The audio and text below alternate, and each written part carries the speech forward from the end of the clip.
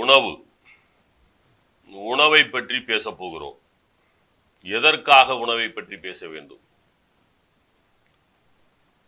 உடம்பை வளர்ப்பது எதற்காக? இந்த உயிர் உடம்பில் இருக்க வேண்டும் என்று சொன்னால் இந்த உடம்பு நன்றாக இருக்க வேண்டும். உயிர் வளர்க்க உடம்பு வளர்த்தேன் என்று சொல்கிறார் திருமூலர். உயிர் வளர்க்க உடம்பு வளர்த்தேன். இது ஒரு கூடு அல்லது வீடு. இந்த வீட்டில் மழை பெய்து ஒழுக ஆரம்பித்தால், ஓரிடத்தில் மழை பெய்து ஒழுக ஆரம்பிக்கிறது என்றால் ஒரு பாத்திரம் வைப்போம். இன்னொரு இடத்தில் வைக்கிறது என்றால் இன்னொரு பாத்திரம் வைப்போம்.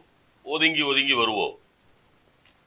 வீடு முழுக்க ஒழுகுகிறது, ஓட்டை விழுந்து ஒழுகுகிறது என்று சொன்னால் நாம் அந்த வீட்டை விட்டு காலி செய்து கொண்டு இன்னொரு வீட்டுக்கு போய் விடுவோம். இதுதான் நடைமுறை. அதுபோலத்தான் இந்த உடம்பும் இந்த உயிரும். உயிர் நிலையானது, உடம்பு நிலையற்றது. நிலையற்றதை நிலையானதாக மாற்ற வேண்டும் என்று சொன்னால் அதற்கு நீங்கள் உணவை நம்ப வேண்டும். திருமந்திரம் அதைத்தான் சொல்லுகிறது. நிலையற்ற இந்த உடம்பை நிலையானதாக மாற்றி நிலையான உன் உயிரை நிலை கொண்டு வைத்து விடு என்று சொல்லுகிறது.